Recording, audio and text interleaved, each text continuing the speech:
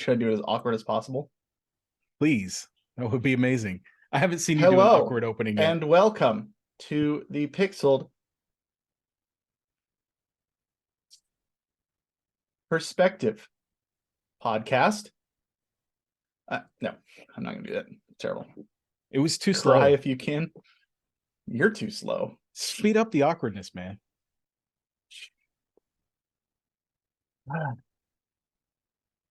All right. Everything's recording. We're good to go. Let's do it. I'm not going to cry. Do it, Scottish. Hello and welcome to the Pixel Perspective podcast. I can't wait to get going this evening. It's late March. No, I'm not going to do that either. But that was for you, Martin. There you go. All right. Here we go.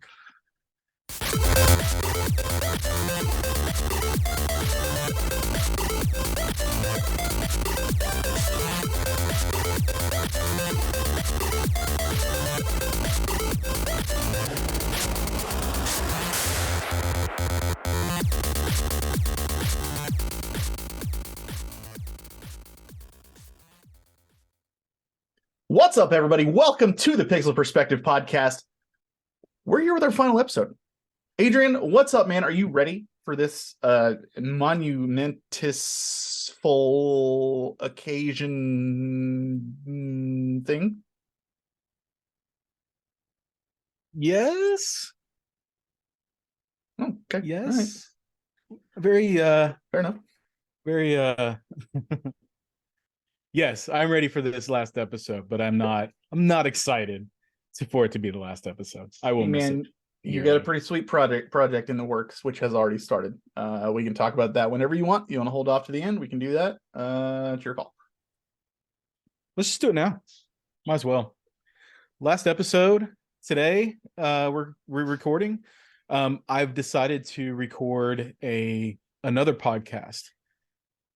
That podcast has already been posted. I posted the first episode this past Sunday. It is a podcast about taking some of my old games and introducing that to my family and letting them experience it for the first time.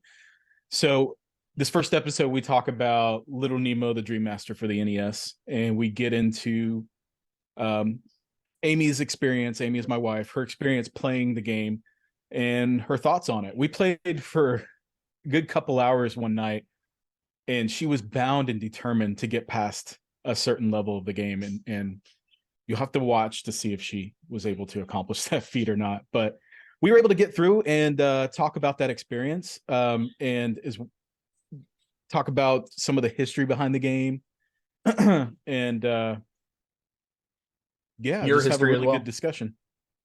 Yeah, my history, the history of Little Nemo, the history of how the game and the movie came to be, and the origins surrounding all of that. And yeah, it was pretty fun. I will say, though, after this first episode, when I went through and started editing it, I felt like there was a severe lack of video of Amy playing the game and getting that reaction. And I thought that I'm thinking now that a podcast format may not be ideal for what we're trying to accomplish with this idea. So what we're going to do probably moving forward is focus this more on video format on YouTube. That way we can capture her playing the game and our reactions. And then we'll also talk about history and stuff as well. Keep all of that in, but get more of a like experience reactionary type video. Yeah. And also I had a really good time editing that last video, and the long form format for editing video is it takes a long time to edit something like that. And you put I put a bunch of different cuts and things like that in there, but it may get missed because it is such a long form video, and somebody might just put it on like a podcast and listen to it. So I think we're going to change the format up a bit, but I am excited to do the next one. We're talking about doing Doom for the next episode. Oh, for a couple of reasons. Amy again? Amy again, and Owen. Owen really wants to Oh, play Doom. Amy really likes first person shooters, but she's never played one of the original first person shooters. So I think it'll be a fun conversation. which like the original Doom? Is that the one The you're talking about? original. Yeah. Okay, Yeah. cool, Yeah. And we're nice. excited to do that. We'll post that up. But if you want to find us on YouTube, just search Birdazoid, or the name of the show is actually called Retro Gaming Adventures. You can search for that as well. But Birdazoid will probably, since it's a new show, it will probably give you the result up front. So go check it out. It has my ringing endorsement. I watched the whole episode, sat down on my couch, threw it on the big screen. I even took a picture of myself watching it, sent it to Adrian, and I said, "Caption this," because it just looked funny. But it was a lot of fun to watch, and quite frankly, I loved uh Little Nemo when I was a kid. So it's Oh yeah. one of my favorite NES games. I love it. So it was really cool to kind of like get that nostalgia in there. And there was some things that I had like forgotten watching you guys play, and because I've beaten that game a couple of times. Um, but Nice. it's been so long since I played it. Yeah, it's one of the first games I ever beat. It's Man, not that's easy. impressive. I could never beat that game. I could not get past Yeah. the penguin boss. The It's cool. last boss is a dragon, and it takes a while to down. It's pretty crazy.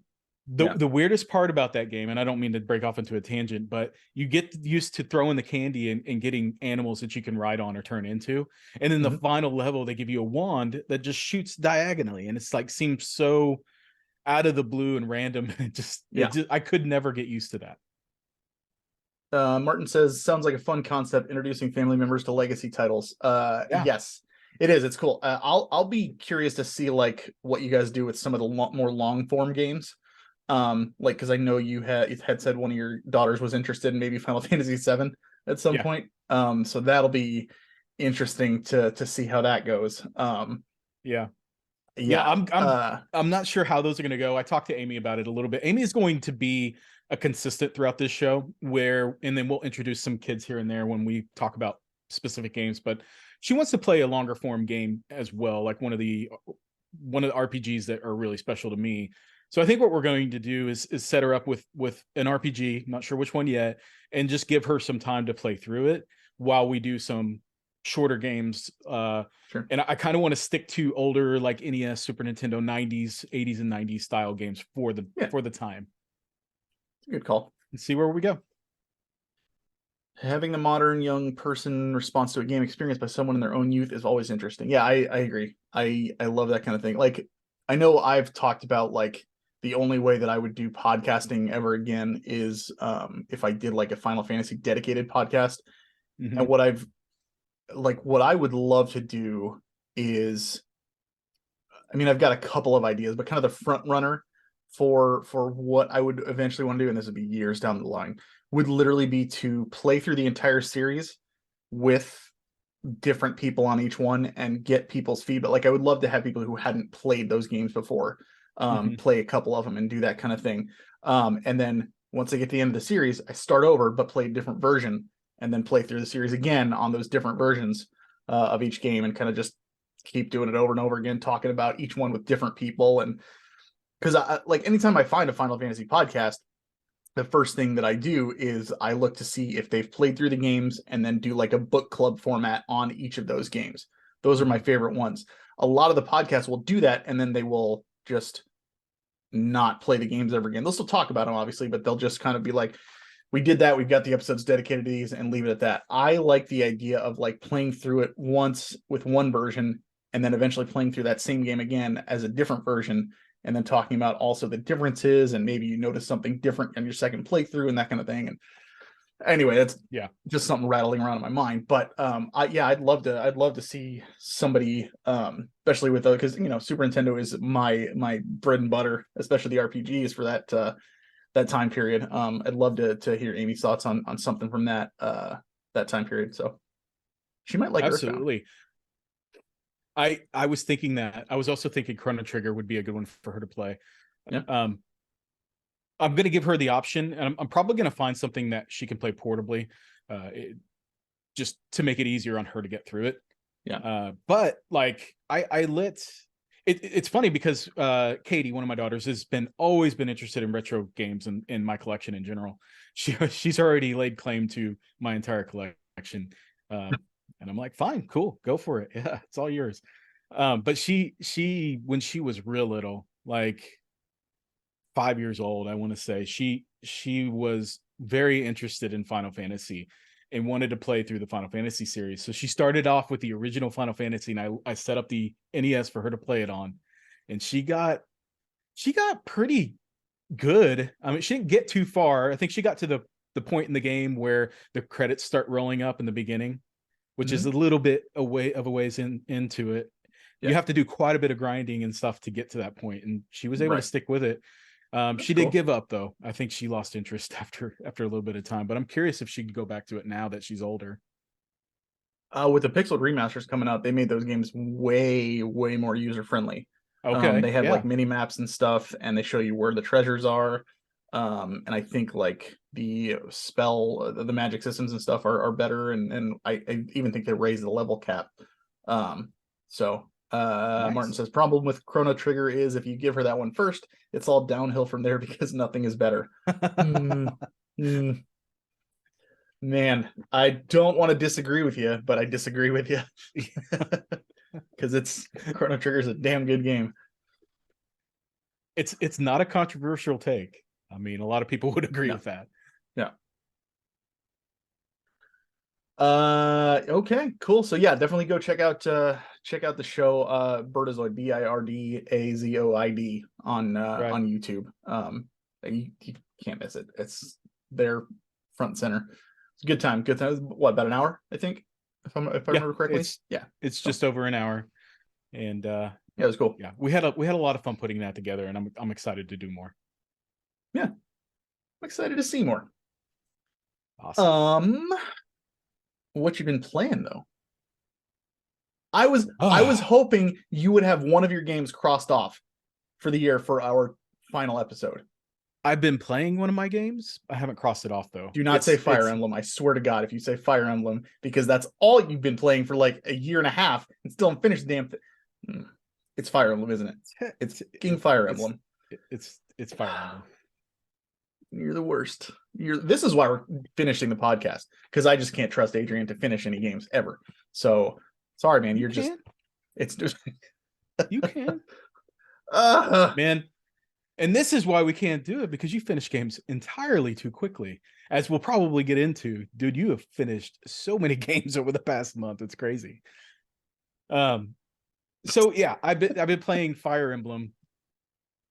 Still, there are I'm not going to talk about Fire Emblem too much, and this is Path of Radiance. This game is so good. I'm actually really enjoying the cast of characters and the storyline.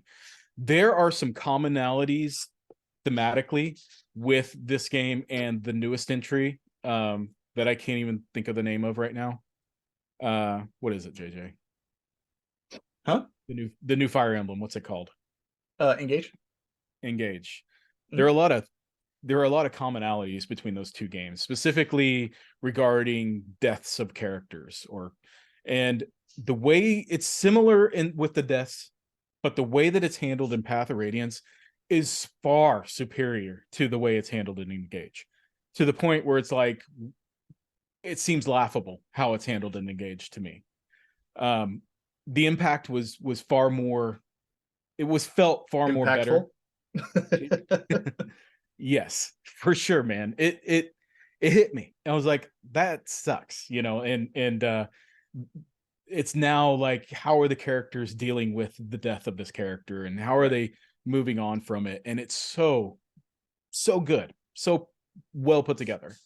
Yeah. Um, and I still enjoy the battle system. It's great. I actually think, I think I said this on the last show, I prefer the art style of Path of Radiance over Engage, yeah, over the newer ones. I like that kind of mid-level or mid era 3D Yeah. graphics. I honestly don't have a problem with any of the art on any of the Fire Emblems. I think they all look beautiful. They're colorful. Engage is certainly colorful, and it does look pretty, especially when you're playing in the battle system Yeah. or in the battles. But the overly anime take I get doesn't that. jive with me as much. Sure. Um, and that's just personal taste, personal Yeah. preference. But yeah. So other than that, I've been playing quite a few. I've been doing as I do and bouncing around. Like, surprise, surprise. Metroid Prime. I've been playing through that. I'm probably halfway through that game.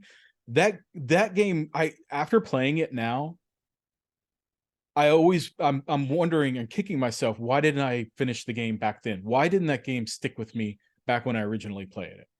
I purchased that game and played it and couldn't get into it at all. And I can't remember why. I'm to a point now in the game where I'm starting to finally figure out why I probably abandoned it. Um, and it's because as Metroid games are, there's a lot of backtracking. The backtracking and the map navigation system in that game is not great. I'm having a hard time understanding where I need to go. The map will pop up one time and it will highlight an area that I need to go to, and it will show that area that one time, and then I don't know, once that automatic thing goes away, going back into the map and trying to figure out where that is or even how to get back to that place is really complicated. So I've been getting stuck just trying to figure out where I'm supposed to go next or how I'm supposed to get to the next Yeah. objective. And I feel like if they had just improved the map system in that game, it would help a lot. Unless there's something I'm missing, it's totally likely that I'm not using it correctly. I haven't But played it yet, but I was able to snag a physical copy when I was in New York last month at the Nintendo store, which was awesome. yeah, that is awesome. I was able to pick mine up at a GameStop, luckily, and they only had one copy left. Out of all the stops in my area, there was only one. But the thing that really it certainly feels like a 2D Metroid game with the certain doors or certain areas you can't get to Yeah, unless you have an ability, and there's a lot of backtracking to come back to those. It has all of that, and if it that part of it is a lot of fun. that's how Um, Cameron explained it to me too, and I thought that sounded really cool. I haven't played it yet, but I'm excited to. it works so well. It's the problem is for me when it comes to playing like a Metroidvania style game like this one is. It's definitely a Metroid style game. Yeah, Is to me backtracking in a 3D space isn't as satisfying or as easy as it is in a 2D space when you have the map to look at and you can sure. clearly navigate to your point. So that's the thing I think that is I could see holding that. me back. Yeah, I could see that. Yeah, Martin says, to be fair, that's how the Metroid on NES was too. In many ways, they captured the impenetrable spirit of the original in 3D. Not that that's a Yeah. good thing. Um, yeah, I having just beat the original Metroid last year for the first time, um, I could definitely like I if I had played that as a kid, which I may have like at a friend's house for like 2 minutes. But had I like tried to get into it as a kid, I don't think I ever would have beaten it back then. Mm-hmm. Maybe if I had a Nintendo Power Guide, but even then, just because I wasn't used to those kinds of games, and I don't know that they would like really appealed to me at the time. Yeah. Um, that's I didn't even play any Metroid games until Super Metroid, like which I still used a guide for. Um, and so I never played Prime, so I have not. I could definitely see what you're saying about the 3D thing. I will say I have decided when I do play it, I'm not going to look anything up unless I absolutely have to, simply because playing through Dread and like having it be new at the time I played it, newish, Mm-hmm. and not having like a ton of like resources to really look anything up online and having to figure everything out on my own, it was so satisfying to play Yeah. through that game and actually like have to remember where things were and backtrack to different places and all that stuff. There were some times where I was like, oh god, I got to go all the way back to the, that kind of thing. But for the most part, I really, really like that. I think that came with age because as a kid, I know I would not have liked that, and I would imagine at the age I was at when the original Prime came out, I probably would have felt the same way. Mm-hmm. Um, playing that. And then I eventually did pick up the trilogy when GameStop had that restock, and they sold out like that. I was able to get a copy, thankfully, on the Wii, and now I've got this one. So I'm definitely looking forward to playing it. Cannot wait. Cool. Yeah, it's a lot of fun, and I want to continue playing it. And I agree with you. I haven't looked up any guides or anything or how to do anything yet, and I'm wondering if I should do that just to figure out how to use this map. I have no idea how to use this map, and it's driving me crazy. So, yeah, If it's that complicated, there's almost guaranteed there's somebody on YouTube who's made a video saying like how to use the map in Metroid Prime. yeah. You know, if It's it's that also confusing. it's also very likely that I'm just not understanding how it's supposed to be used. You did get confused at the combat in Final Fantasy Crystal Chronicles, which is mind blowing to me. I don't even remember what the combat was in that game now. Well, we only It's played it like like, twice, so yeah, it sucked. It sucked, JJ. Let's just be that's honest. fine. It's okay. It's all right. That remake did. It was rough. The original was way better. Anyway, play If anything you have else? people to play with. Right. Yeah, so I've been playing another one I'll touch on just a little bit because I wanted to bring it up. It was brought up last time that when we were talking, I can't remember what we were talking about, but I was saying that Near Automata was overrated and that my initial playthrough of it didn't really stick with me. Yeah. I decided to pick it up on the Switch and try it again. I played probably, I don't know, 6 hours, six-ish hours of it. That game is really good, dude. I don't understand why my mindset has changed. And it could totally be the portable way of playing it just matches my style, as you know, and playing it portably allows me to connect with a game a little bit better or Sure. easier.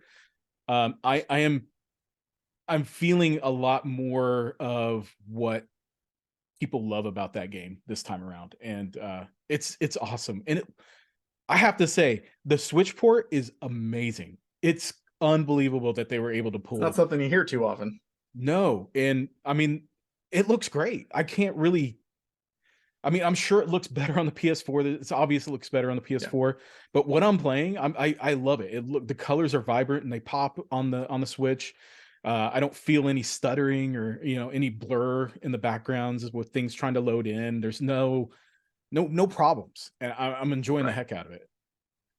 That's good. And it also just plays well. You gotta. It's an action game, and usually action games don't really translate well on a handheld system like the Switch, but it's handling quite well. Like I'm enjoying it.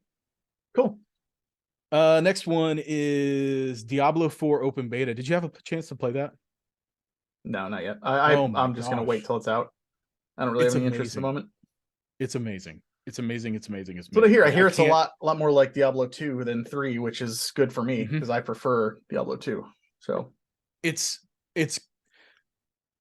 so the reason I'm even playing it is my brother-in-law really wants me to play it with him when it comes out. So he ended mhm. up pre-ordering a copy for me so I could get into the open beta Oh, or nice. the closed open beta, whatever it was. You had to have a pre-order code to get into it. So we Yeah. played one night for gosh, like 4 hours, What are and you playing on? I was playing on the PlayStation 5. Oh, okay. He was playing it on PC, and that was working just Oh, fine, it's by the way. crossplay? Yeah. Oh, cool. I didn't know that. Awesome. Yeah. So what I was enjoying about it is it tells a story. I was more connected with the story than I was in 3. I felt like Right. 3, the way that they told the story was very much like Borderlands or something, or even Divinity Original Sin 2. Like it's told through a bunch of dialogue and it's easy to miss some details here and there, especially when you're playing it with other people. I felt like this time around it's done a little bit better. They put more focus on the characters. Everything is voiced. Um, Whenever you go in and there's cutscenes within the game, so the camera doesn't stay at the top level. It actually zooms down into what's going on and zooms in onto the characters, and it's kind of like a dramatic type style of camera. So it helps you get more associated with the story and what's going on in the characters and everything. Yeah. Um, I was enjoying the story. I really was. the uh, the other part of it is it's got that it's got that loot, what do they call it? Uh Dungeon loot crawler, whatever. I don't what it's got a name and I can't think of it, but the loot system is so effective as it has always been. Like the draw for me is going through and killing tons of enemies, mowing them down, and upgrading my character, getting new skills and abilities, and also just Yeah. uh, decking my character out in the coolest gear that I could possibly find, and always looking for the next best weapon to replace the previous weapon or armor or something like that. And it constantly gives that to you. There's no having to fight over stuff because I'll get unique gear and whoever's playing with me will get their own unique gear. So Yeah. we can sit through and do that. And it's just it's a mindless, fun game that also looks pretty. I mean, it's a very good looking game. The only thing that really got me with playing that beta is I was loving it so much, and it was painful to know that all this work that I'm putting into and all this gear that I'm getting is really for nothing, because the game, none of that carries over to the full game. So I'm just gonna have to do it all over again. But in order for me to, I wasn't excited for that game whatsoever, like at all. I had zero desire, but because my brother-in-law wanted me to play it so bad and it got me that beta, I went ahead and tried it. I ended up instantly falling in love with it. So really excited for that. Yeah. Nothing carries over. That sucks. You do That get way, I some agree. bonuses though, right? There with the gear, You get like or some no, with the bonuses full game. for playing in the beta and like getting to level 20 or something like that. I think you get something that carries I over. if you do, I don't know. I didn't see that, or I didn't even look into it, to be honest. So Yeah, it'd be cool if you did. Yeah. Detway says I skipped the story, just wanted to get to level 20 for now. Drop rates were increased for the beta. I honestly that's how I am. Diablo, the story's never interested me. I never really cared. It's always been about the gameplay. And just running around and trying to make my character stronger and get through the acts and stuff like that. Um, anytime Yeah, a new the drop Diablo, rates, yeah, go ahead. the drop rates were definitely increased. Like that was Makes sense. noticeably different, but it was still fun. Like I knew that I was with each new boss I was going to get some really cool gear. And having played Diablo 3, like I remember that the loot, getting good loot, didn't come as often as it did in this beta. So Sure. which is still fine with me. I have a group of friends who I typically anytime a new Diablo or like we've done it with Left 4 Dead and a few other games. A game like that comes out where we can play with a few of us co-op. We'll do a LAN party for like a day or two, and then we'll Oh, play cool. through it. So yeah, Mark's brother John, actually. So yeah, it should be good time.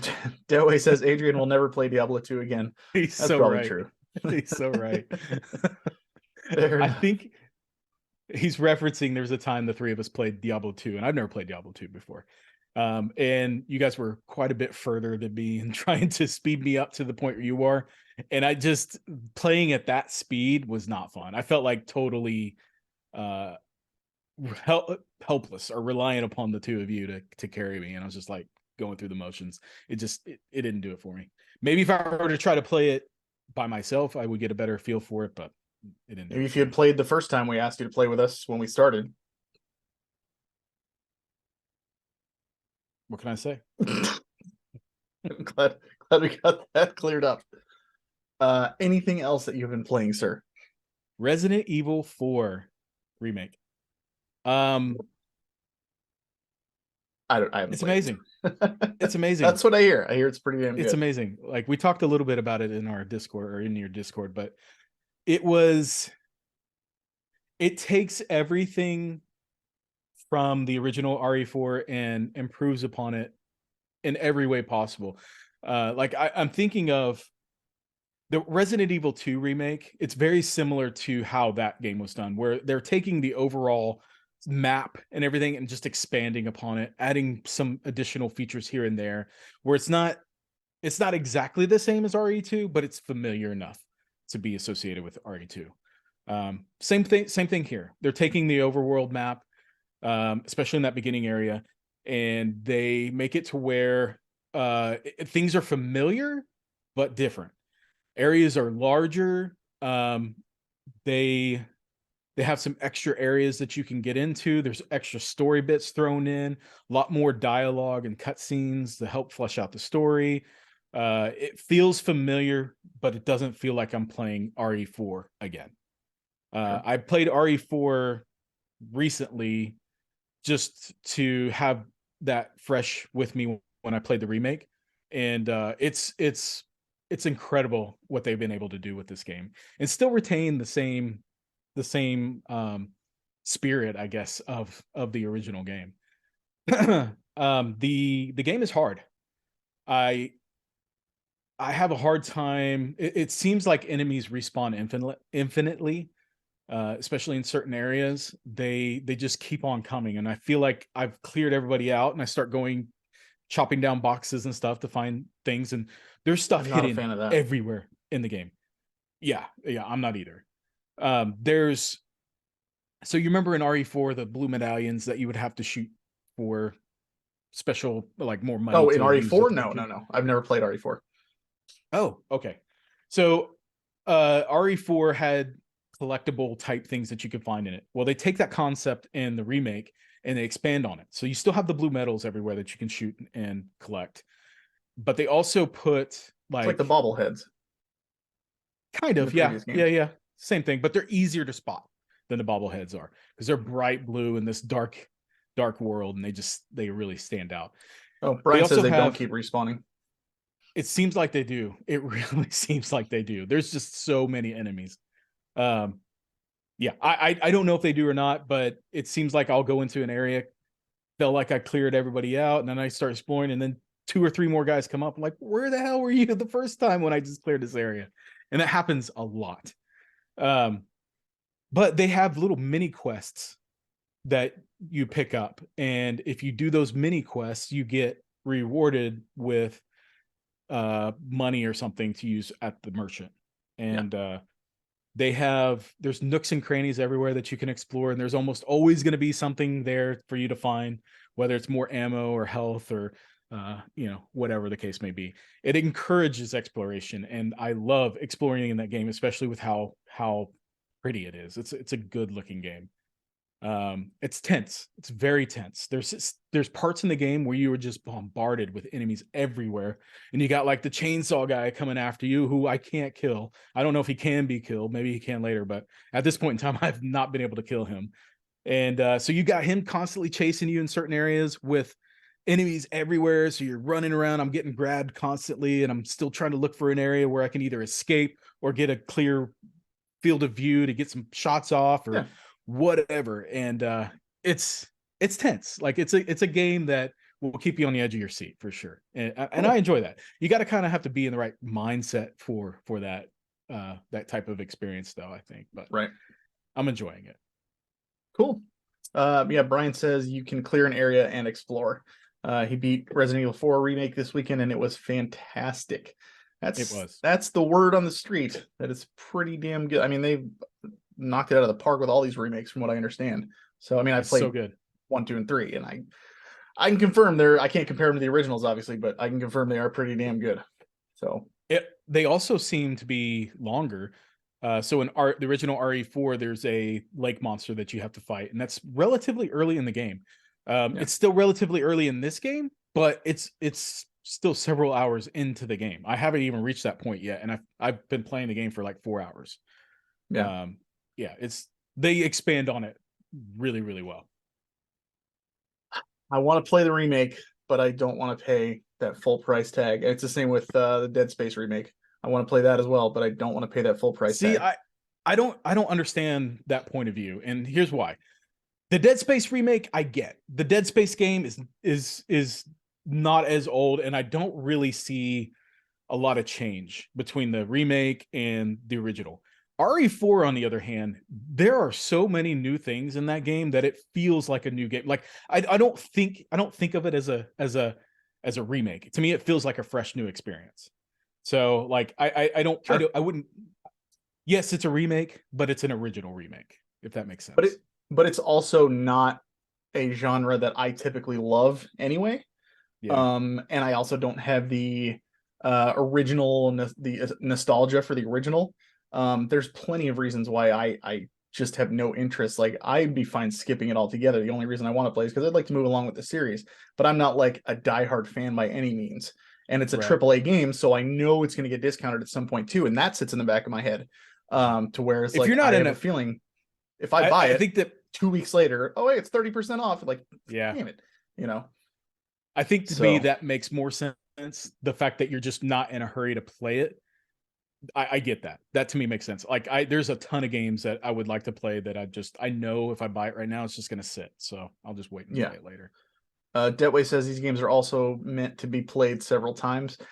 See, and I won't play them more than once. Resident Evil 2, I did sort of because I played both characters through so I could get the real ending.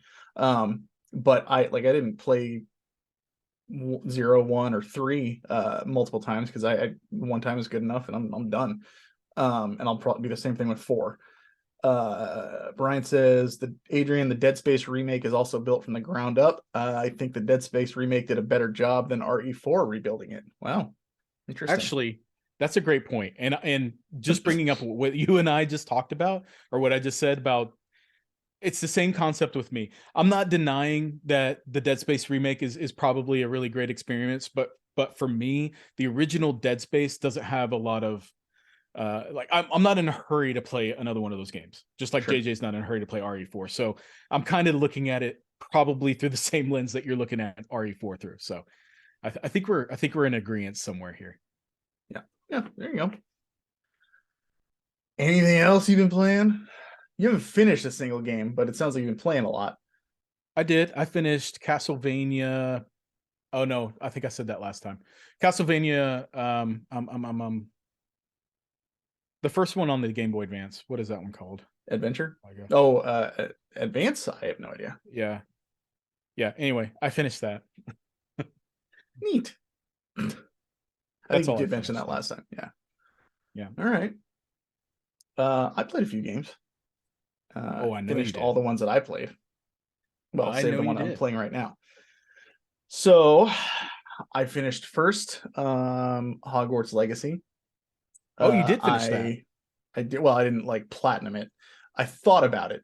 I rolled credits and then I was like, yeah, let's go through and see all the extra stuff. Oh God, there's way too much and it's all really boring. I don't want to do that.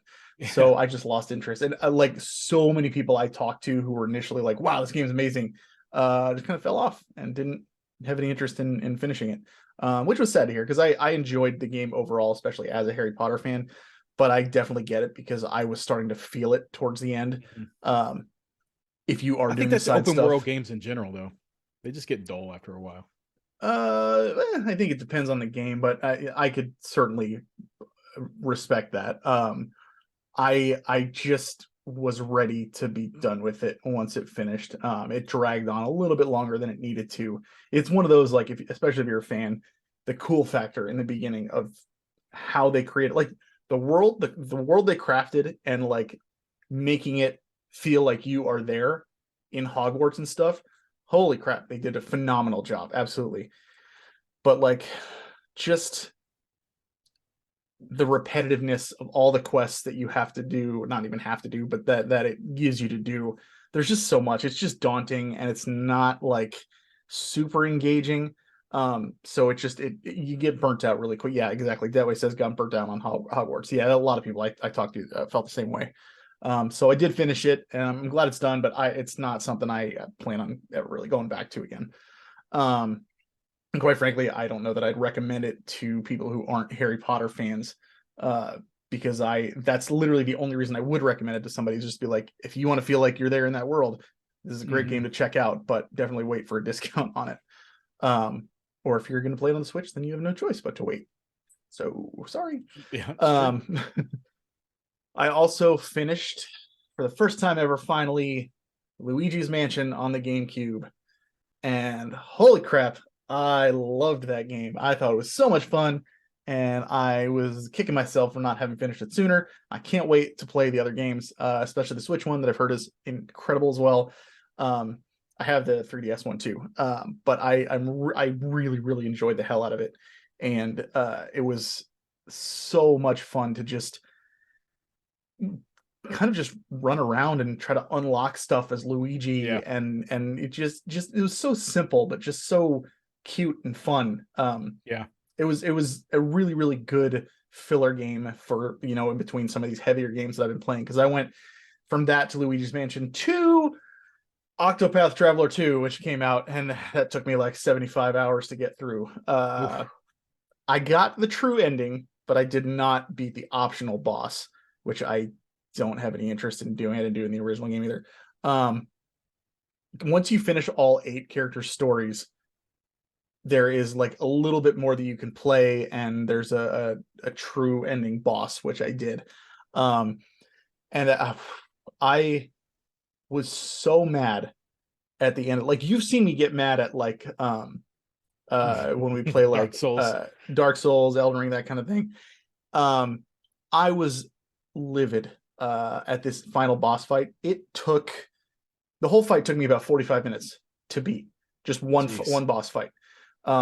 There's like 2 phase changes, so 3 phases total that you're going into, and the last phase literally has you playing with all 8 party members in the same battle. Wow. It's like, they try to make it as epic as possible and everything like that. The first time I attempted it, I got about 35 minutes into the fight, got to the final phase, and I'm like, man, this is taking forever. And then game crashed on me, completely crashed. I was so mad. I like, because it took so long, and I stopped that night. I was like, I can't do this. Because I don't want to sit here for this amount of time again. So the next day I hopped on, played it again, got another like probably 30 minutes in or so. Got to the last phase, and there's a mechanic in there that I didn't realize I could do something else, and I got killed.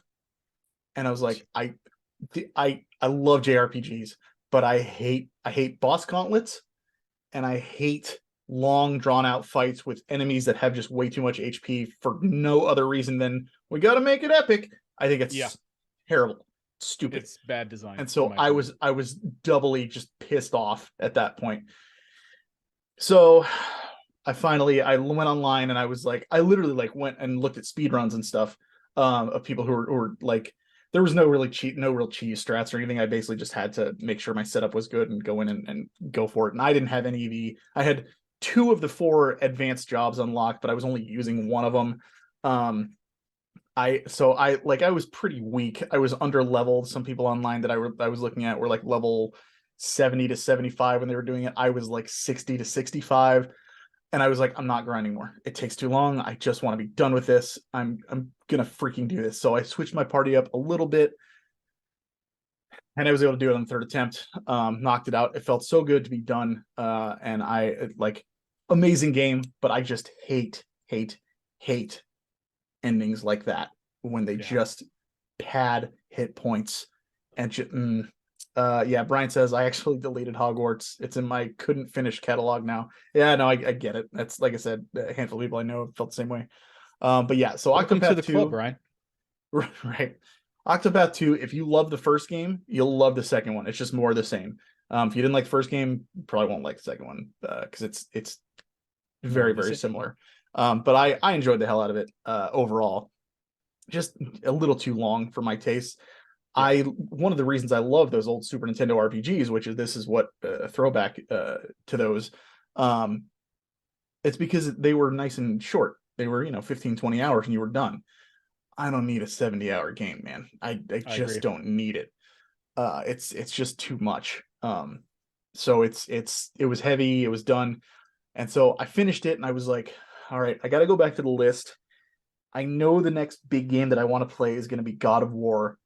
Um, but I don't want to dive right into another super heavy game, because from what I've heard, that game's going to be super heavy as well, and that's action, which is going to feel even heavier on me. So I need to water it down, play something else for a few days that's short and sweet. I was like, I'm going to play Castlevania on the NES, and I beat it in about an hour. And I Whoa. was like, oh, okay, well, I didn't know that game was that short. Did you oh, play it's it on the super Switch? short. I did, on Did the you Castlevania use collection. rewind feature at all? There's no rewind, but I did Okay. use like save states. Yeah. So I save scummed like hell on that because but it is very, very short. Um, really cool though. I really, really enjoyed it.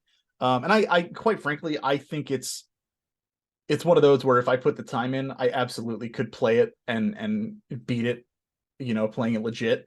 I just wanted to kind of just see everything. I didn't realize it was going to be that short, but yeah, it absolutely was really, really quick, short and sweet, You and know, really simple. it's hard for me to go back and play older games when they've been ported like that with features like rewind and save states. It's like I don't know. I would rather use those features than to try to suffer through repeating Right. levels over and over and over again. Exactly. Yeah. No. 100%. Um, and so once I finished that, it was time to dive into the game that everybody and their mother has been. Getway says he cheated. I did. Yeah, I did. Absolutely. Um, No shame. but um, I played the game next that everybody has been telling me to play forever. That is God of War. Um, Boy. I I talked to you and Brian and Mark in our Facebook Messenger chat about my feelings on that game. Um, and so I can say here, thankfully, this is our last episode. So anybody who tunes out, it doesn't really matter. I hated it. It was one of the worst games I've ever. No, I'm just kidding. I'm just kidding. No, it was an unbelievable game. One of the best games I've ever played, hands down, in terms of the world building and how beautiful it looked, and quite frankly, how smooth the controls are and the combat and everything, all marred down by what a shit cake Kratos is as a character. I think he is garbage and so boring and dumb, and he is basically just Kevin from The Office when he's trying to shorten his sentences with fewer words in each phrase that he's saying. I cannot stand him as a character. He just pissed me off because I wanted to explore this world and learn more about it. And every time Atreus would ask him a question and be like, "Oh my gosh, there's two people over there, and what are they doing? What do you think? They're glowing. That's so weird. What do you know anything about that?" He'd be like, "Shut up, it doesn't concern us." And I'm like, "Well, I want to know. Like what? Like what the hell, man? Like, and that happened so much. It was so frustrating. Like it did get better towards the end when they started to open up to each other and everything like that. And I think it was really well written in that regard. I think the relationship was really great. I just think him as a character he's just insufferable. He's just an insufferable person. Yeah. But I don't mean to say that as like it's he's not poorly written. It's not bad by any means that he's like that. I just would never want to be around somebody like that in real life.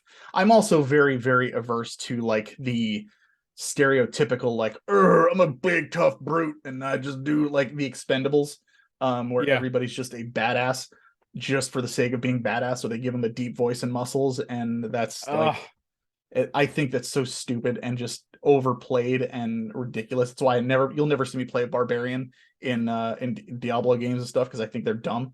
I just think it's boring and terrible. But I think everything was very well done in this game. It was incredible.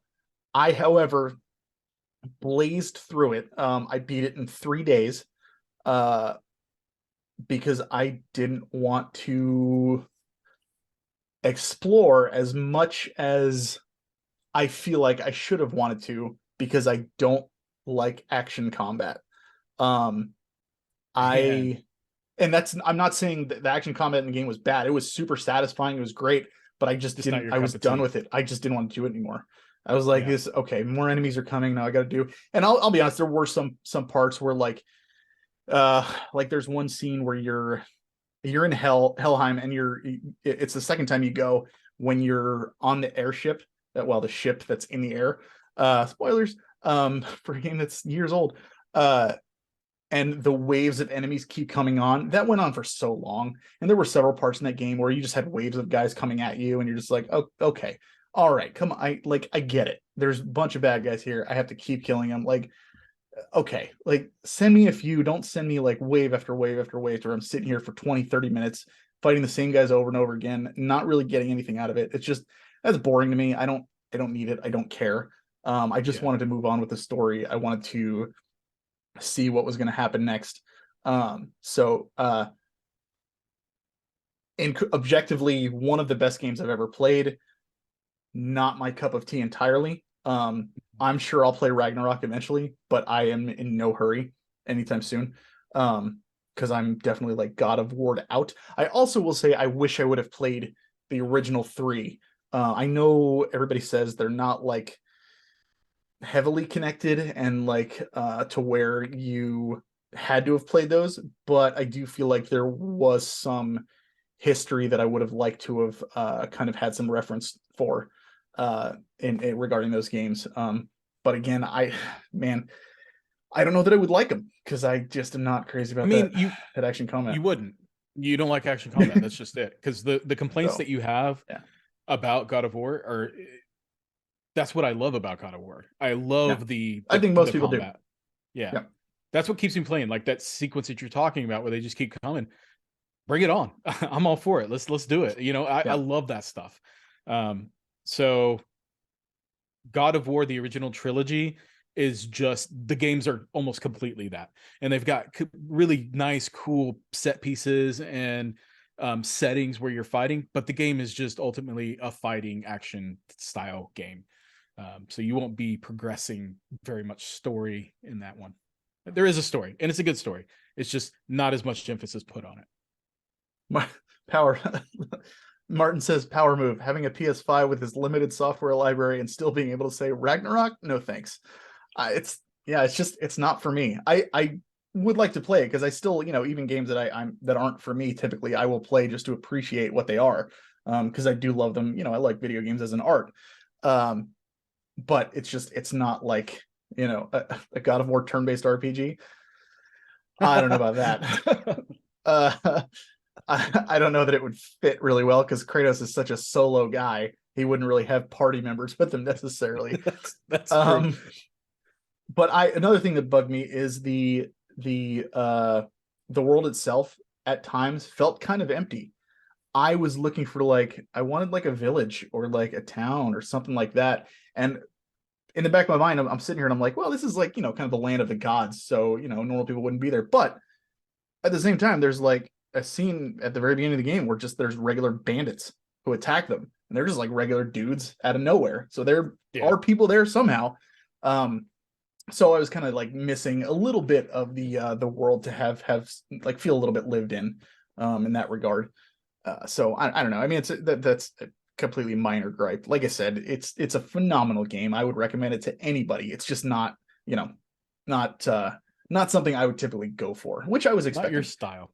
So Yeah. right, but it was very very good. Um, yeah. And then now I'm currently playing 13 Sentinels Aegis Rim. Uh that game is I started that game. It's a little too text It's heavy for my liking. weird. Is Yeah, it? it is very text heavy. Um, it's like, gosh, I don't know if I love it or I just like it or like I find it annoying or I'm like I have so many mixed emotions about it. And I definitely go back and forth as I'm playing it. I can't play it for long stretches because it is a little bit repetitive. But it's very unique.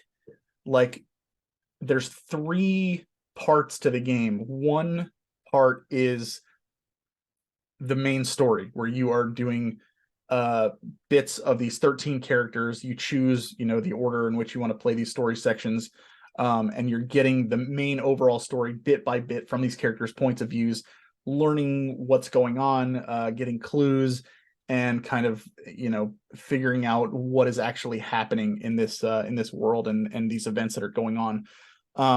Then there is the combat, which is like it's like a weird RTS with like a minimalist RTS where it's I don't even know how you would describe the graphics.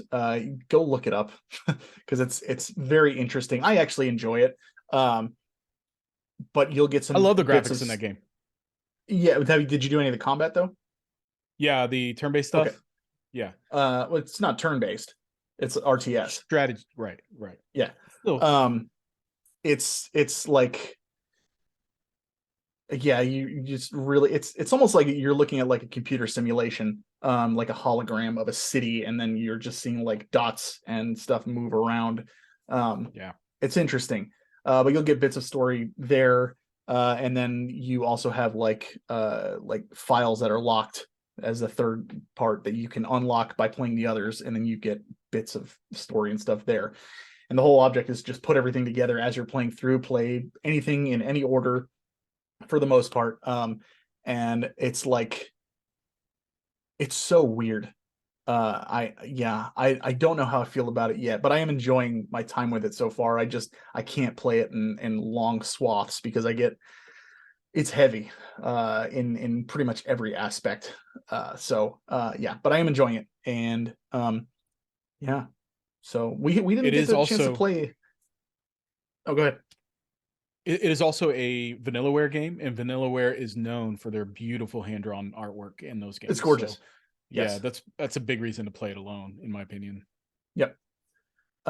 We did not get a chance to play any Divinity over the past month. Unfortunately, we just all had stuff going on. So I imagine sometime soon we'll get that. Yeah, I'm ready, Get that man. going though.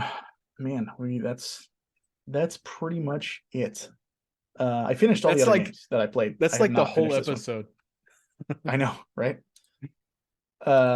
So we are doing a top 5 list for the kind of like, I mean, that was probably the main portion of this episode, but for this portion of the episode, we were doing a top 5 list, and we had a suggestion from Martin who said, "Why don't you do your top 5 favorite video game endings?"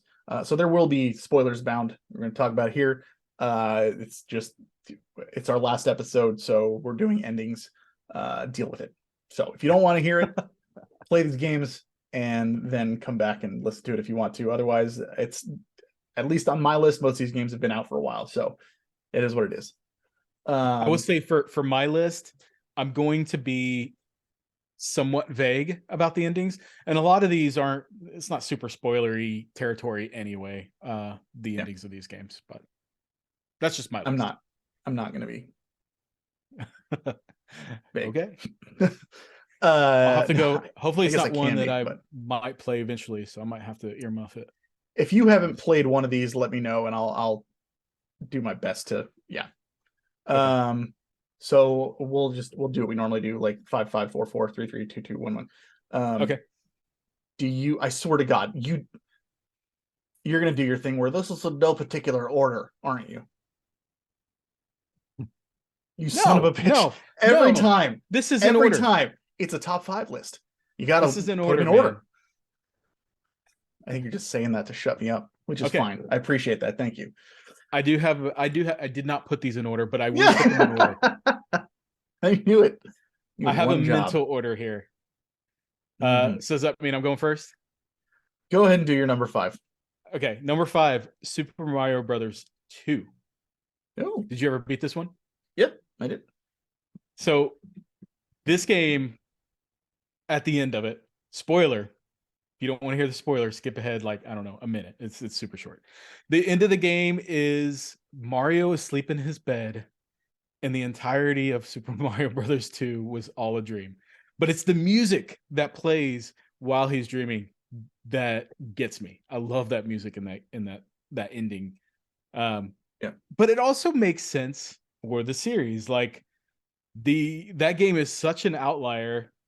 Of course it's a dream that Mario is having, it's such a different game. It just, to me, it ultimately made sense. I mean, And to be fair, it wasn't going to be a Mario game originally. So, or it wasn't a Mario right. game originally. Yeah. Right. So I think the ending of that game was very memorable, stuck with me, and is also something that is just, it's unique in telling, like, because of the origins of the game and how it ended up being what it is. So right. Short and sweet. That's my number 5. Fair enough.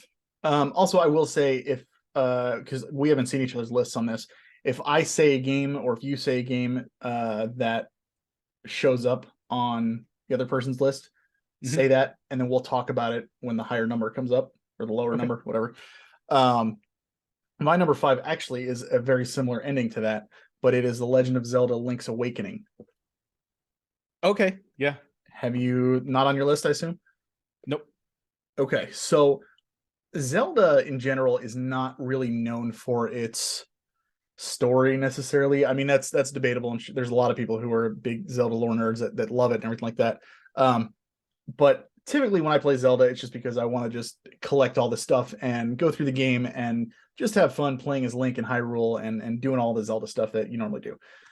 Link's Awakening finished, and it's actually maybe the only game in the series, other than maybe A Link to the Past, and A Link Between Worlds, that like hit me emotionally.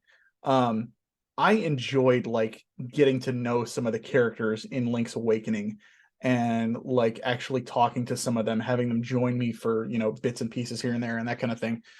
And so at the very end, when it turns out that like they lean into it, they're just like, hey, just so you know, you're gonna wake up and this is all gonna be a dream and we are Yeah. gonna cease to exist. It was just like that for a Zelda game to hit me like that, I thought was pretty cool. It because it just doesn't happen. Uh Legend of Awakenings Link's Zelda. Yes, there you go. Um I already know uh who said that without even having to look at it. yeah, of course. Of course it was Brian. Um I just I always liked that ending. And if you haven't played the newest version of it, the remake that was on Switch, it's Mhm. phenomenal. It's excellent. It's very high recommendation to play. So that is my number 5, Legend of Zelda: Link's Awakening. That is one I never finished, but I do know of the ending. I think it's been spread around enough throughout different videos that it's It's pretty heartbreaking in pretty a well very known. beautiful way. Yeah. Yeah. Number 4 is, so it's a toss up and between two games, but I Of think course it I is. th- I think I'm going to go with Earthbound as my number Okay, 4. Is that on your list? it's not. Mm-mm, Wow. Okay. I thought for nope, sure this would be on your list. mm-mm. So I do like the ending though. I do. the ending, and as most of you are probably aware, I only recently played this game for an episode of the podcast. So it's still fresh with me. It's one of those games that is still like very close to me, even though I didn't experience it back when it originally came out. This game just has such an impact. The ending has a good part to do with that.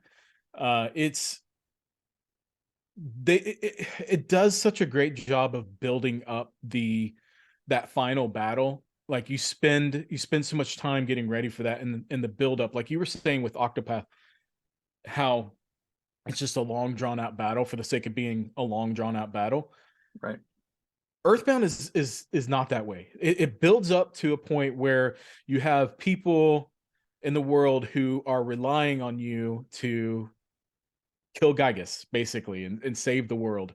And you have to basically transport your spirits or whatever into these robots to go take on Gygus, because your bodies can't withstand the area. Or whatever it was. I can't remember exactly, but I just The remember time thinking that travel. Yeah.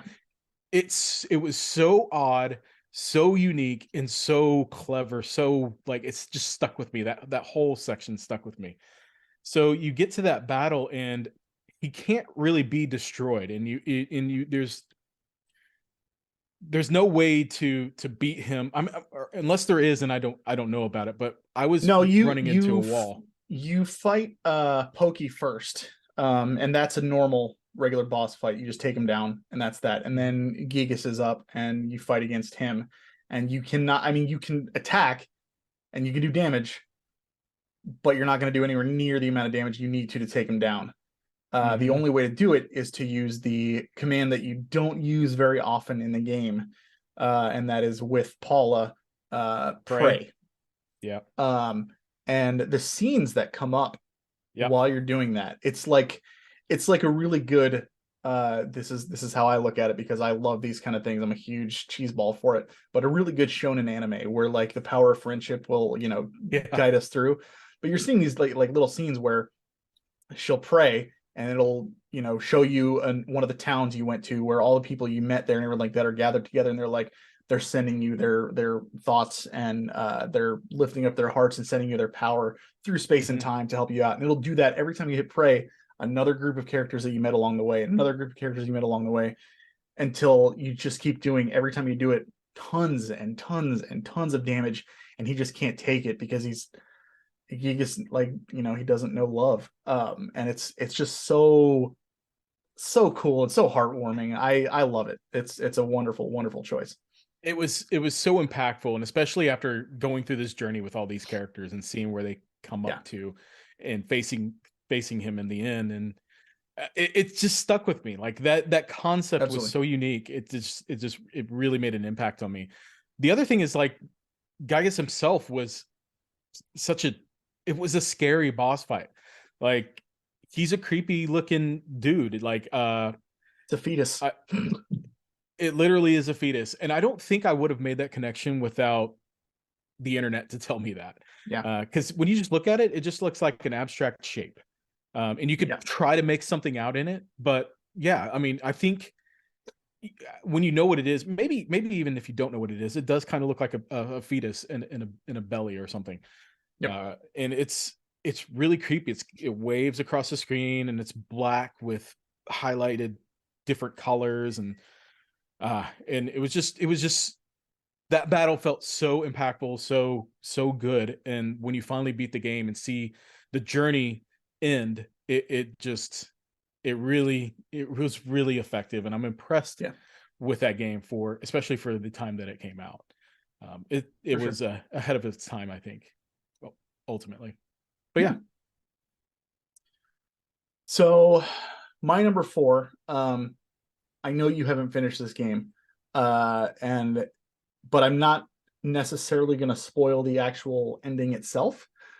Okay. My number four is Final Fantasy VI, my favorite game of all time. Oh yeah. Yeah. So I know you haven't finished it, but none of this will really like matter much. You Okay. take down the end boss, and it's like it's one of those things where you'll get a little bit of dialogue and that kind of thing, and you will it'll show you like uh a little bit of what each character does at the end and that kind of thing.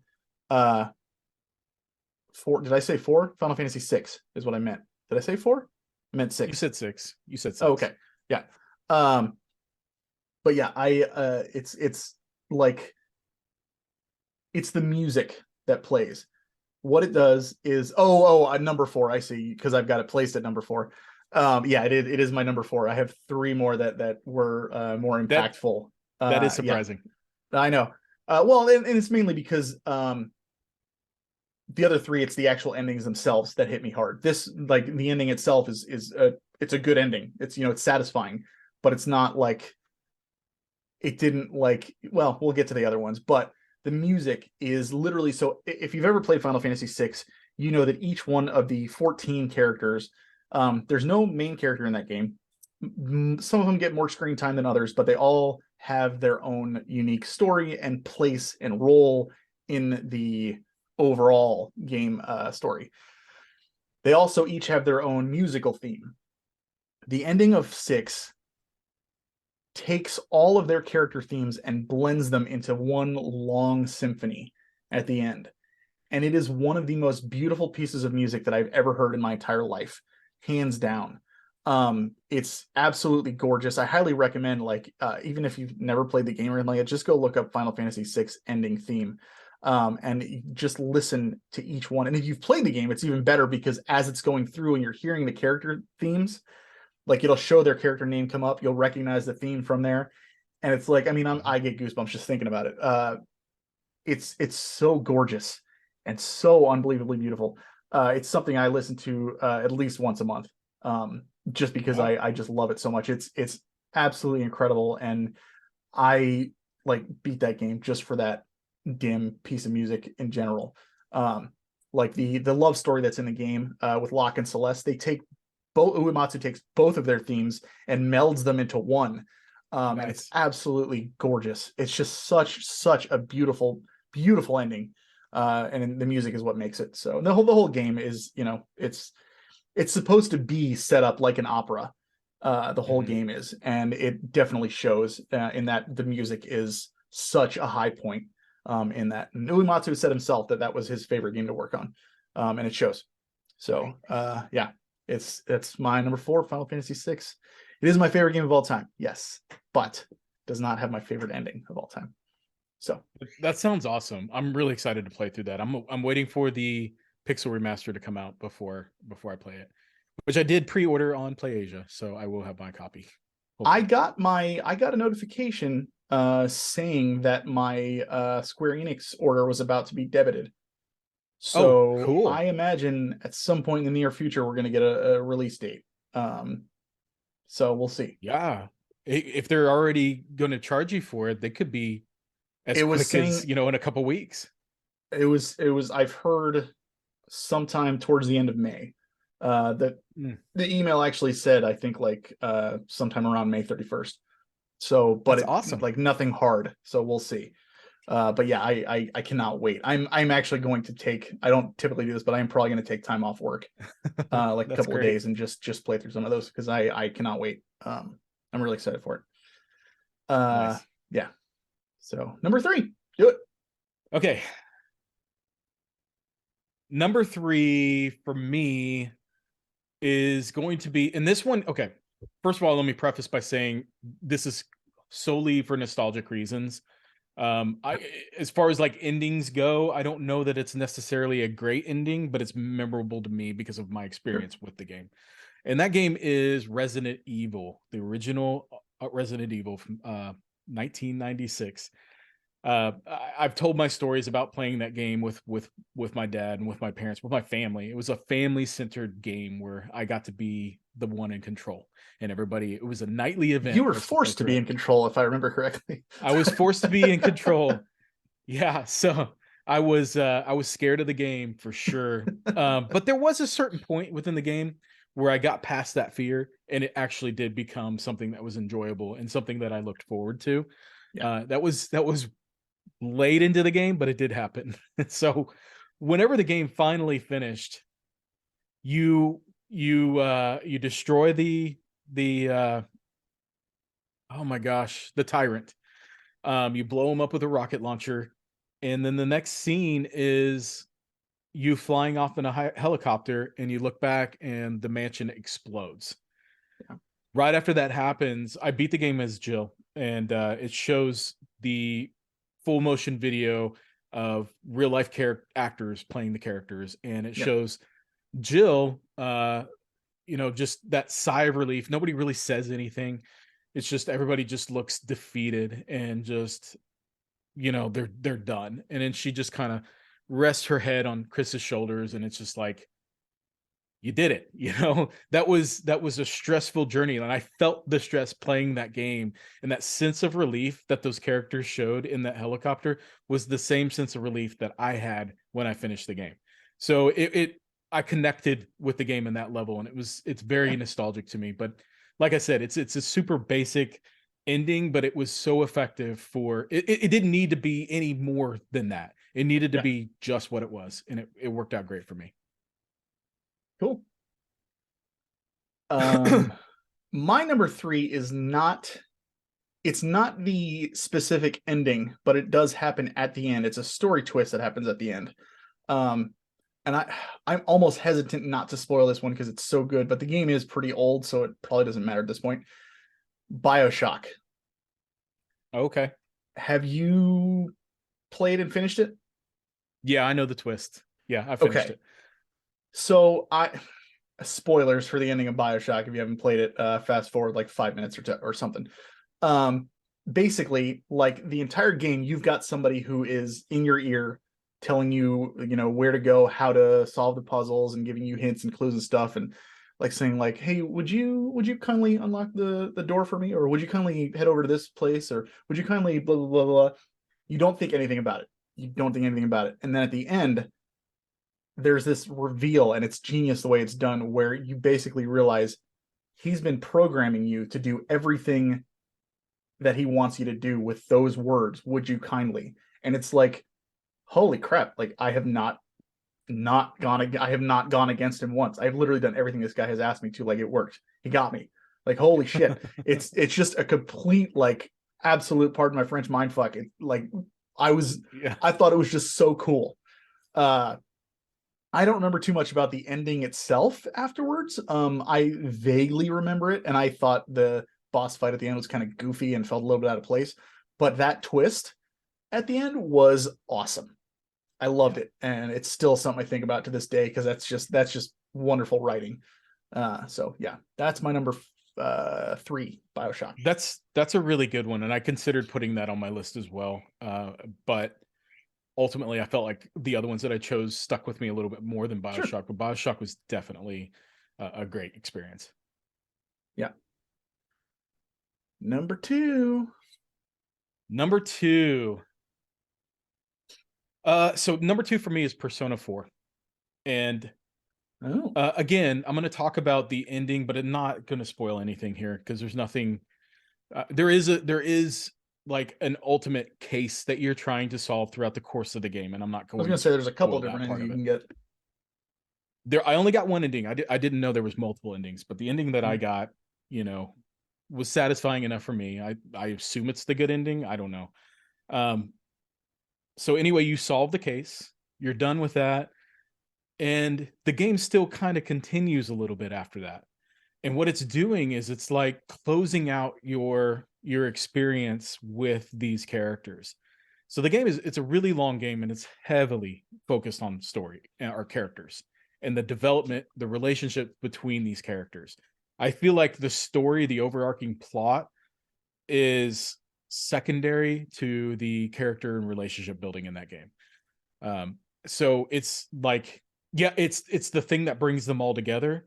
But the thing that kept me coming back and more interested in the game was that relationship and these characters had with each other, and how vastly different they were from one another, and how even through their differences they could still come together to achieve a common goal and still become best friends in the process. So Yeah. I really got attached to them. Not even just the main playable characters, but also the secondary characters. There's a lot of secondary characters in that game that are really well written and very much a part of the plot just as much as the main characters are in some instances. Yeah. So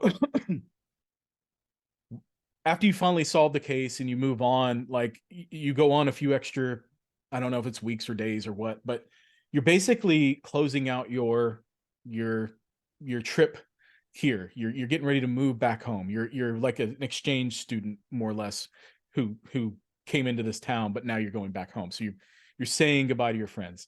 And in a way that kind of felt like me as the player saying goodbye to all these people that I got to know during this experience. So it was kind of like a bittersweet moment that really resonated with me and ultimately like made me more fond of the experience altogether. It Yeah. just it was perfect for me. I loved it. Wasn't just like you beat the final boss and now you're done and here's like story FMBs or whatever to tell what happens next. It's like, no, you get to properly play out the ending moments of the game and just kind of slowly trickle down um to that I don't know, that experience. Four had I a great can't. cast. It did. It's one of my favorite cast of characters in any game. I Yeah. really grew attached to every one of them. So yeah, four.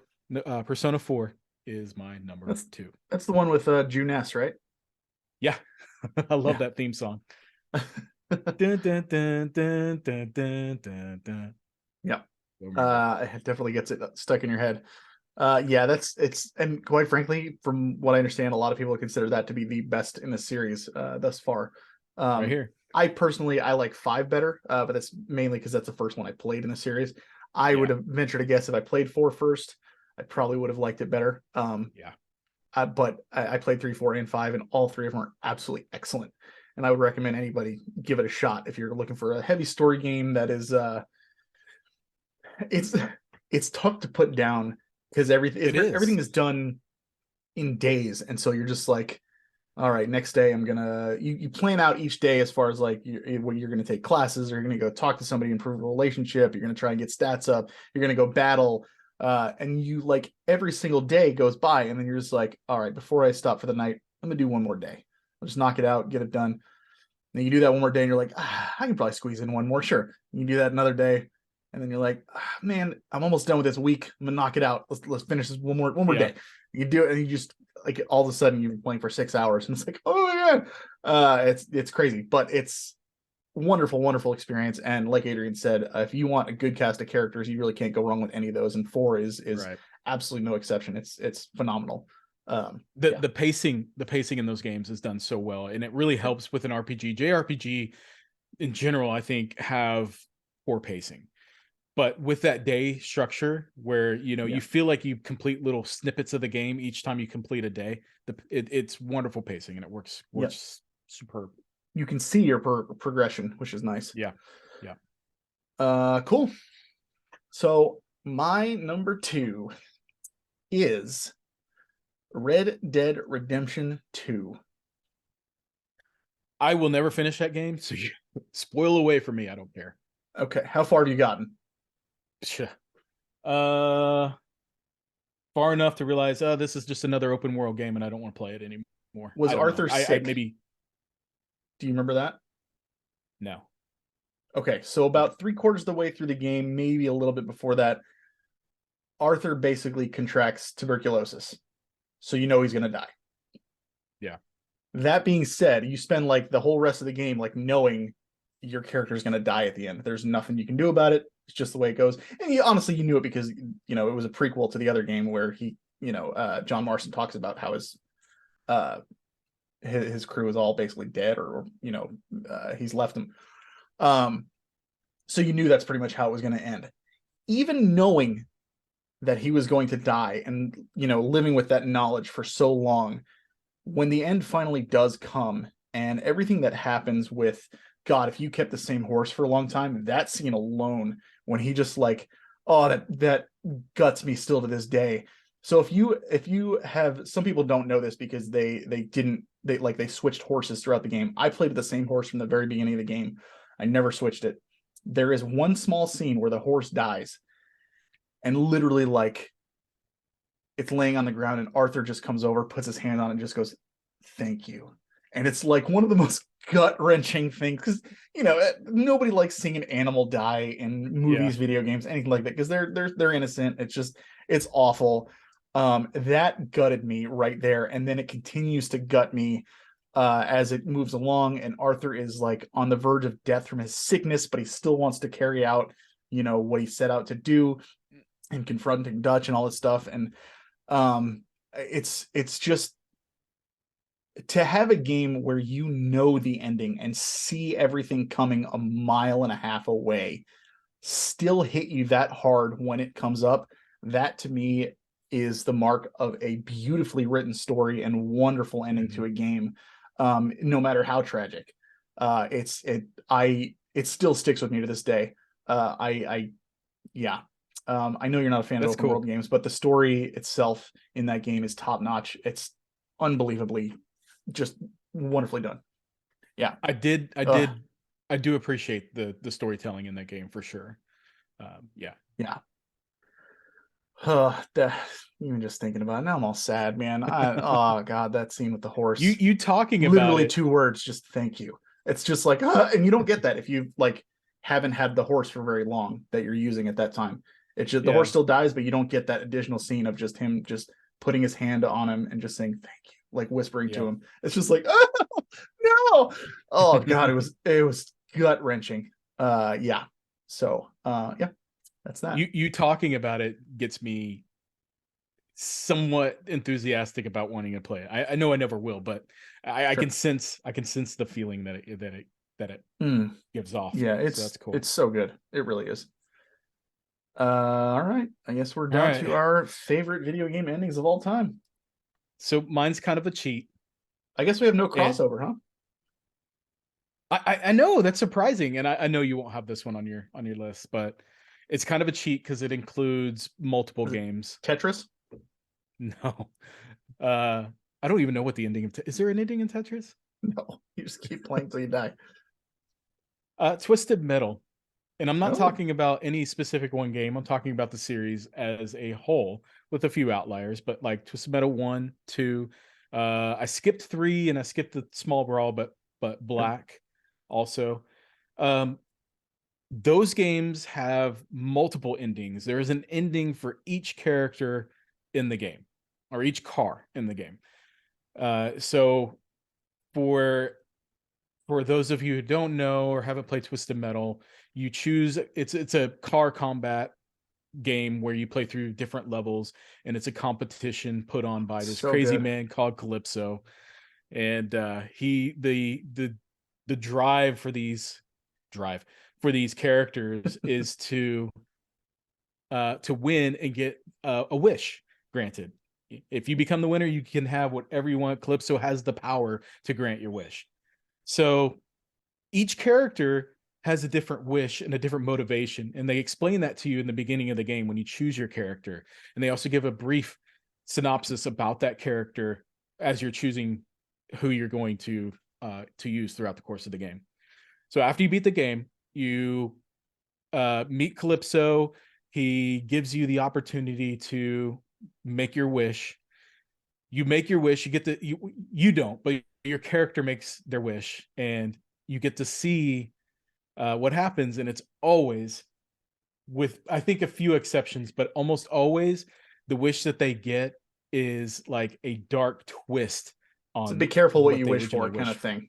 Yeah.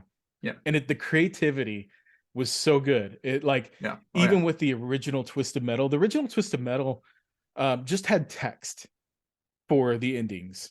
And I Yep. know they originally had actually full motion video um, reenactments of the text, but for whatever reason, it was cut out of the game. You can find those on YouTube if you're curious. They're really good, really they're bleeding 90s. It's so good.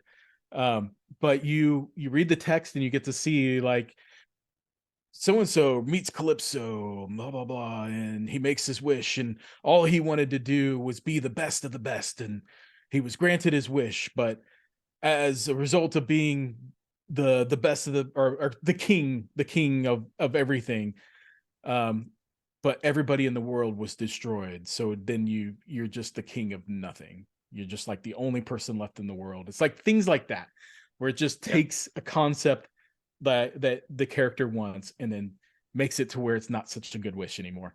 Right. Twisted Metal 2 had like comic strip style endings where they would tell the story with spoken dialogue, but it would be done through still motion or still pictures or illustrations of the characters in Calypso. Yep. Uh, Twisted Metal Black also did it. I think Twisted Metal Black probably did it the best. It was the creepiest. Those endings were super creepy. Um, but it fit the mood and the style of the game, and it pushed you to want to finish the game with every character so you could see every ending. I remember with Twisted Metal 1 and 2, I did just that. I finished the game with each and every character just so I could see what the story was. Yeah. And I loved it. That's not I easy. absolutely loved it. Once you figure out a system that works, it becomes easier. And I got so good at Twisted Metal, dude. I played the crap out of it when I was a kid. It was just a game that I just absolutely adored. Yeah. So yeah, I went through and played through each and every character. And this is still like prior to video on the internet. So you couldn't just go on there and see all the endings. If you wanted to see what was going to happen, you kind of had to just do it yourself. So Right. that's what I did. And yeah, I that still, the reason that is number one to me is because anytime I think video game endings, I think of the multiple endings within Twisted Metal and Sure. how much work I put into to getting to see all those multiple endings. It's rare that I play a game where I want to see multiple endings, but I think Twisted Metal did such a good job with that concept that it was enough drive for me to want to do it. Yeah. Cool. What's yours? Fair enough. My number one is I mean, game's been released 1,000 times over at this point. It just came out apparently with a really terrible PC port, as well as a TV show, I know where and you're that going. is The Last of Us. I'm not going to say I was shocked by the ending, but I was definitely I was definitely impacted by it. And not even just by the ending itself. I mean, the game's been out for forever at this point, so it's again, spoilers, fast forward 5 minutes if you haven't played The Last of Us by this point, or seen the watch show, the because it's the show. exact Yeah. same thing. Yeah, it's the exact same ending. But basically, the Fireflies take Ellie to you know try to figure out how the cure works, and why she's immune. But they know that it's going to kill her, and Joel finds out that, like, he was never told that this was going to happen or anything like that. He was like, basically, like, he just snaps and is like, not on my watch. I'm not letting you kill her. He in his mind, he's like, I'm not losing another daughter, because his daughter was killed at the beginning of the game. And so he immediately just goes on a killing spree and kills everybody in that place to get her out of there and save her. And when she finally wakes up, she's like, what happened? And he's like, oh yeah, there's found out there's other people like you, and they didn't need you. And unfortunately, there was nothing really that they could, there was no way to extract it. And there's nothing they could do to uh, make a cure out of what you have. But either way, they're going to continue to study it, but they don't need you. So, they let us go. And she kind of knows, like, it doesn't sound right, and stuff like it. But he sticks to his guns. He's just like, telling the truth and stuff. And he flat out, just lies to her. Um, and what really stuck with me is, like, the conversations that came out of that when that game first came out and that ending hit. Everybody was talking about it, and there was just so many conversations about the implications, whether Joel was a good guy or a bad guy, whether he was justified or not. What would you have done in that situation? Well, you have kids, so you would act differently if it was your kid. And Yeah. you have no kids, so you would act differently. It's just, I love seeing that kind of discussion spawn from a video game, a medium that I love. And I have Yeah. never seen that level of discussion from one moment in a game. I've seen plenty of discussions about games and how good games are over the years, absolutely. But it's never come down to, like, this one moment, at least in my experience, to that level where they're talking, like, philosophically. um, was he justified? Would you have done that? What Hmm. are the ramifications? All that kind of it was just, I love seeing the real world response to what happened at the end of that game. And that's why it's my favorite ending of all time. Um, I was I was a little disappointed with the show. You and I have talked about this before, not on here, but in our Facebook chat and stuff like that. I shouldn't say I was disappointed. It didn't hit me as much because I wish they would have spent more time developing the relationship between Joel and Ellie, like we got. Yep. Because in the game you have gameplay. You're with them the entire time. You're with them for Hmm. many, many hours. And so you get to know them a lot more. And the show didn't have enough time for me to really have that impact at the end. So to me, at the end of the show, I was just like, this guy's an asshole. Like, whereas in the Yeah. game when he did it, I was like, oh man, I'm so conflicted on what I feel. I know he's conflicted and hurting on the inside, and so part of me feels like he's justified, and the other part of me is like, but those are all innocent people, and it's just it. I was conflicted. Whereas in the show, I was like, bro, what are you doing? Right. Don't do that. No, like, it was clear for me that I did not like Joel at the end of that. So it's, it is what it is. But definitely just because of the real world response, that's why Last of Us is my favorite video game ending of all time. So here you have it. That's a great one. I agree with you in that the show didn't portray that ending as impactful. Like I still I agree with you in the fact that at the end of the show I wasn't a fan of Joel. In fact, I wasn't really a fan of Joel throughout the series. I like And don't Pedro get me wrong, he's not a Pascal. good guy. He's not supposed to be a good guy. He's No, supposed to be human, and he is. right. But yeah, yeah. He's just uh he, I don't know. That connection that was supposed to be established between he and Ellie was never really developed in the show. unfortunately. So that ending didn't have as much of an impact. Instead, it felt like you are a crazy guy and you're just going to kill all these Right. people for this girl that you barely know. Yeah, it just seemed really odd to me. But yeah, in the game, I will say that the ending the ending made more sense to me in the movie than it did in the game, and I don't know why that is. I was trying to figure out why that the ending of the game didn't have that same impact.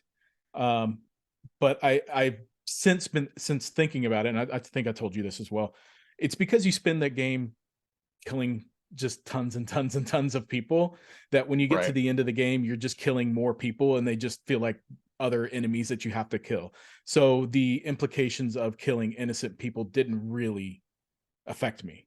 Yeah. Whereas in the show, it totally did. It totally did. Like, dude, you just murdered all these people who are trying to save the world. You're fucking dead. But anyway, it was like, yeah, it's crazy. And I think the fact that, like you said, that it can get people talking, and it's a really great discussion piece, kind of like a reminds me of a piece of literature or something that you would analyze in an Yeah. English class and Exactly. talk through because everybody has a different opinion on Yep. Yeah. it. 100%. Great choice. Thanks. Uh, I mean, that's that. It is that. Yep. So obviously we want to thank everybody who's been watching, listen to us past few years. 40 episodes down. It's been a lot of fun, and thank you Mhm. to everybody who's hung out with us at Twitch. Thank you guys who are here right now and still hanging out. Discord's still going to be open. By all means, come in there. We're still going to be in there. Talk to us, all that stuff. I am going to still have the channel, so you can see me on there, and I may do videos with Adrian in the future and Mhm. whatnot. Like I mentioned a while ago, I'm going to probably not post as often once I'm done with my top 100, which I'm getting close to being done with. But I'm not done with YouTube, if that makes sense. We'll see where it goes from there, and obviously go check out Adrian's channel, Birdazoid. I know we mentioned it before, but I want to double up on that and just tell you guys, go check it out because it's a lot of fun. Um, he's got really cool ideas in the works, and like I said, that first episode of his new show is up, and it's a lot of fun just kind of seeing a classic game through somebody's eyes who hasn't played it before. A lot of Mhm. fun. So, yeah. You got any closing words there, sir? Yeah. Uh, Thank you first of all for plugging that. I'm really excited about the new channel, and I feel like Yeah. I'm sad. 3 years is a long time, dude. We've been going for a while, and I'm really sad to see it end. But it's not to say that we're not going to keep providing content. Like I'm not going anywhere either. I don't want to go anywhere. I still enjoy talking games, and I still enjoy um, putting content out there. So yeah, check me out on my YouTube channel, and I'm going to keep that updated probably on a monthly basis. That fits my schedule better. But also, just like JJ, it's been an honor to be doing this with you. It really has. I feel like I feel like I know it's not like a goodbye, but it just feels sad to me. The end of a Like it's chapter. it is. It's hard to say goodbye to something that's been so Yeah. part of or intertwined into your regular life, for the past three I mean, years. we So haven't missed a month. So yeah, once yeah, a month. yeah, yeah. So I appreciate getting together, talking about doing this thing and actually making it happen, and Yeah. keeping it going for as long as we have. So yeah, I'm sad, but We'll all still things talk, and we'll still all have games, and right. you're gonna help me with Bloodborne because I don't ever want to solo it. So And we get to play. I want to play Diablo 4 with you as well. Like that would be fun at some point. fair enough. Okay. All right. But yeah, I'll stop being sappy. But it was fun, and I also want to thank everyone who has listened, tuned into the Twitch channel, commented on the videos.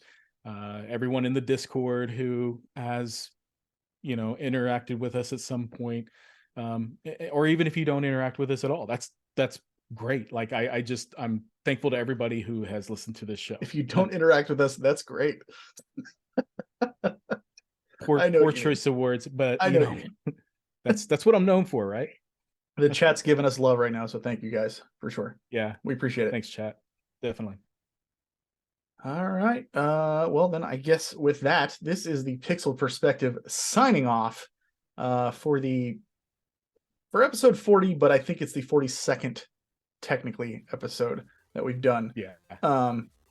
But thank you again for everything. And you know what? Even though it's the end of the show, Adrian, what should they still do? Always keep on gaming.